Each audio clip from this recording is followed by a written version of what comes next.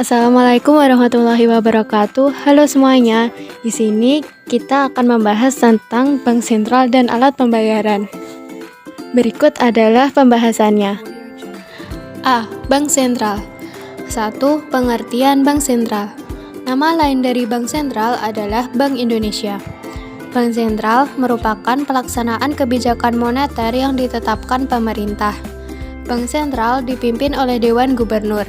Dewan Gubernur terdiri atas Gubernur, Deputi Gubernur Senior, dan Deputi Gubernur. 2. Fungsi, tugas, dan wewenang Bank Sentral. Bank Indonesia memiliki hak tunggal untuk mengeluarkan uang kartal, uang kertas, dan logam. Sesuai dengan Pasal 7 Undang-Undang Republik Indonesia Nomor 3 Tahun 2004, Bank Indonesia mempunyai tujuan mencapai dan memelihara kestabilan nilai rupiah. Untuk mencapai tujuannya, Bank Indonesia memiliki tugas sebagai berikut. Yang pertama, Bank Indonesia menetapkan dan melaksanakan kebijakan moneter dengan cara 1. Operasi pasar terbuka di pasar uang, baik rupiah maupun valuta asing. 2. Penetapan tingkat diskonto. 3. Penetapan cadangan wajib minimum. 4. Pengaturan kredit atau pembiayaan. Yang kedua, Bank Indonesia mengatur dan menjaga kelancaran sistem pembayaran. Untuk itu, Bank Indonesia berwenang 1. Melaksanakan serta memberikan persetujuan atas penyelenggaraan jasa sistem pembayaran. 2. Mewajibkan penyelenggara jasa sistem pembayaran untuk menyampaikan laporan tentang kegiatannya. 3. Menetapkan penggunaan alat pembayaran. Yang ketiga, Bank Indonesia mengawasi dan mengatur bank-bank yang ada di Indonesia dan juga melaksanakan pengawasan bank serta mengenakan sanksi terhadap bank sesuai dengan ketentuan perundang-undangan. Dalam bidang perbankan dan perkreditan, tugas Bank Indonesia adalah 1. Mengajukan perkembangan yang sehat dari urusan perbankan dan perkreditan. 2. Mengadakan pengawasan terhadap urusan kredit. 3. Membina perbankan. 4. Meminta laporan dan mengadakan pemeriksaan aktivitas bank-bank. Dalam bidang hubungan keuangan dengan pemerintah, tugas Bank Indonesia adalah 1. Bertindak sebagai pemegang kas pemerintah. Dan yang kedua, menyelenggarakan pemindahan uang untuk pemerintah di seluruh wilayah Republik Indonesia. Sistem pembayaran. 1. Pengertian sistem pembayaran. Sistem pembayaran adalah sistem yang mencakup seperangkat aturan, lembaga, dan mekanisme yang dipakai untuk melaksanakan pemindahan dana guna memenuhi suatu kewajiban yang timbul dari suatu kegiatan ekonomi. Di dalam sistem pembayaran harus ada alat pembayaran, mekanisme clearing, hingga penyelesaian akhir atau settlement. 2. Peran Bank Sentral Republik Indonesia dalam sistem pembayaran. Salah satu tugas Bank Indonesia adalah mengatur dan menjaga kelancaran sistem pembayaran. Sementara itu, dalam kaitannya dengan sistem pembayaran, Bank Indonesia memiliki tanggung jawab agar masyarakat luas dapat memperoleh jasa sistem pembayaran yang efisien, cepat, tepat, dan aman. Fungsi pengawasan sistem pembayaran ini selain berwenang untuk memberikan izin operasional terhadap pihak yang menyelenggarakan kegiatan di bidang sistem pembayaran, juga berwenang untuk melakukan pengawasan terhadap penyelenggaraan sistem pembayaran, baik yang dilakukan oleh Bank Indonesia maupun pihak lain di luar Bank Indonesia. Kelancaran transaksi pembayaran dicapai melalui serangkaian kebijakan Bank Indonesia di bidang sistem pembayaran. Dalam menjalankan mandat tersebut, Bank Indonesia mengacu pada 4 prinsip kebijakan sistem pembayaran, yaitu aman, efisiensi, kesetaraan akses, dan perlindungan ekonomi. 3. Penyelenggaraan sistem pembayaran non-tunai oleh bank. Indonesia, secara garis besar, sistem pembayaran dibedakan menjadi 2 jenis, yaitu sistem pembayaran tunai dan sistem pembayaran non-tunai. Kedua jenis sistem pembayaran tersebut mempunyai perbedaan yang mendasar, yaitu terletak pada instrumen yang digunakan. Sistem pembayaran tunai menggunakan uang kartal, yaitu uang dalam bentuk fisik berupa uang kertas dan uang logam. Sedangkan sistem pembayaran non-tunai menggunakan alat pembayaran berupa kartu kredit, cek, biliet giro, atau uang elektronik. Perkembangan sistem pembayaran dimulai dari sistem perekonomian yang paling sederhana, yakni yang dikenal dengan istilah barter. C. Alat pembayaran tunai. A. Sejarah uang. Awal mula transaksi menggunakan sistem barter. Lama-kelamaan, sistem barter mengalami kesulitan. Yang pertama, kesulitan mempertemukan kedua belah pihak yang saling membutuhkan, serta kesulitan menentukan ukuran perbandingan antar barang yang ditukarkan. Pengertian uang. Uang yaitu alat untuk mempermudah pertukaran yang secara umum dapat diterima di dalam bentuk pembelian barang-barang atau jasa serta untuk pembayaran utang.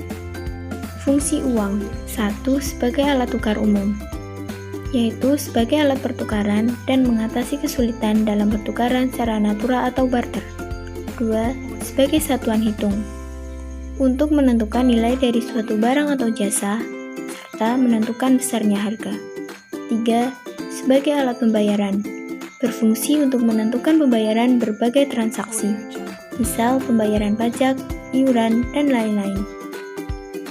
Sebagai penyimpan nilai atau kekayaan, uang dapat disimpan terlebih dahulu yang nantinya akan mempermudah di masa mendatang. 5.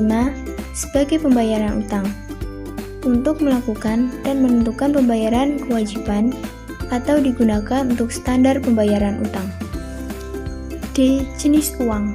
1. Uang barang atau uang komoditas adalah uang dengan nilai nominal yang sama dengan nilai barang yang ditetapkan sebagai standar nilai dan dapat ditukarkan. 2. Uang kartal adalah uang yang biasa kita lihat sehari-hari. Dapat berupa uang kertas dan uang logam. Ada dua macam nilai. 1. Nilai intrinsik, yaitu nilai bahan yang digunakan dalam pembuatan uang kartal. 2. Nilai nominal, yaitu nilai yang dinyatakan dalam angka yang tertera pada uang. Yang ketiga, uang giral adalah alat pembayaran berupa surat-surat berharga yang dikeluarkan oleh bank umum, bukan berupa uang. Antara lain berupa cek, biljet giro, cek perjalanan, draft uang, order uang, dan lain-lain. E. Syarat uang. 1. Mudah dibawa dan disimpan. 2. Tidak mudah rusak. 3. Memiliki nilai yang tidak berubah. 4. Digemari atau diterima oleh umum. 5. Pembagian atas uang tidak merusak nilainya. 6. Jumlahnya memenuhi kebutuhan. F. Pengelolaan uang rupiah oleh Bank Indonesia. 1. Perencanaan. Suatu rangkaian kegiatan menetapkan besarnya jumlah dan jenis pecahan yang akan dicetak berdasarkan perkiraan kebutuhan uang rupiah dalam periode tertentu. 2. Pencetakan. Pencetakan adalah suatu rangkaian kegiatan mencetak uang rupiah. 3. Pengeluaran. Pengeluaran adalah suatu rangkaian kegiatan menerbitkan uang rupiah sebagai alat pembayaran yang sah di wilayah Negara Kesatuan Republik Indonesia. 4. Pengedaran. Pengedaran adalah suatu rangkaian kegiatan mengedarkan atau mendistribusikan uang rupiah di wilayah Negara Kesatuan Republik Indonesia. 5. Pencabutan dan penarikan. Pencabutan dan penarikan adalah rangkaian kegiatan yang menetapkan uang rupiah tidak berlaku lagi sebagai alat pembayaran yang sah di wilayah Negara Kesatuan Republik Indonesia. 6. Pemusnahan.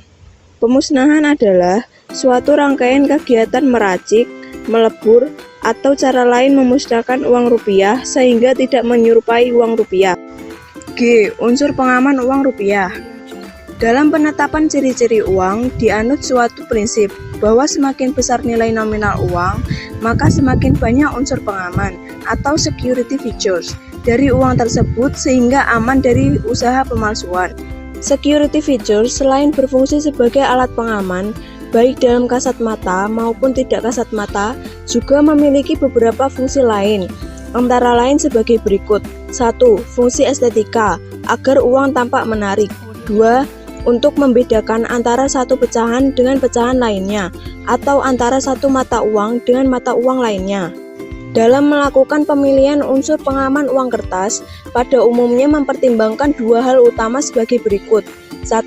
Semakin besar nominal pecahan, dilakukan unsur pengaman yang lebih baik, kompleks, dan canggih.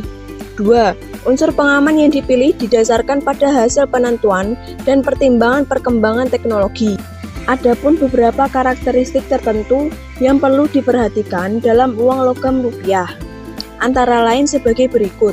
1. Setiap pecahan uang logam mudah dikenali, baik secara kasat mata dan kasat raba. 2.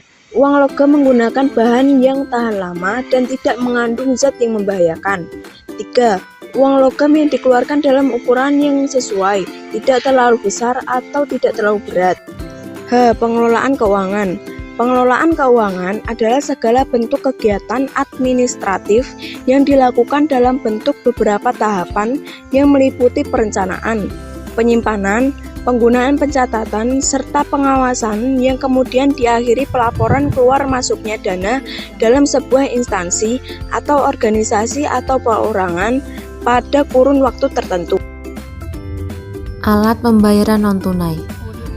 Pembayaran non-tunai adalah pembayaran yang dilakukan tanpa menggunakan uang tunai yang beredar saat ini, melainkan menggunakan cek, biljet giro, kartu kredit, dan alat-alat pembayaran non-tunai lainnya. Jenis-jenis alat pembayaran non-tunai. Salah satunya adalah kartu debit. Kartu debit adalah sebuah kartu pembayaran secara elektronik yang diterbitkan oleh bank. Kartu debit berfungsi sebagai pengganti pembayaran ketika berbelanja tanpa harus membawa uang tunai. Pembayaran menggunakan kartu debit langsung ditransfer dari rekening bank pemegang kartu. Kartu debit biasanya memungkinkan untuk penarikan uang tunai secara instan karena dapat bertindak sebagai kartu ATM untuk penarikan tunai. Kemudian adalah kartu kredit.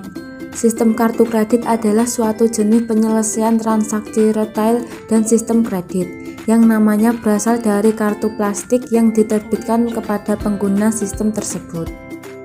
Kemudian adalah cek. Cek adalah surat perintah tanpa syarat dari nasabah kepada bank yang memelihara rekening giro nasabah untuk membayar sejumlah uang kepada pihak yang disebutkan di dalamnya atau kepada pemegang cek tersebut. Cek merupakan salah satu sarana yang digunakan untuk menarik atau mengambil uang di rekening giro.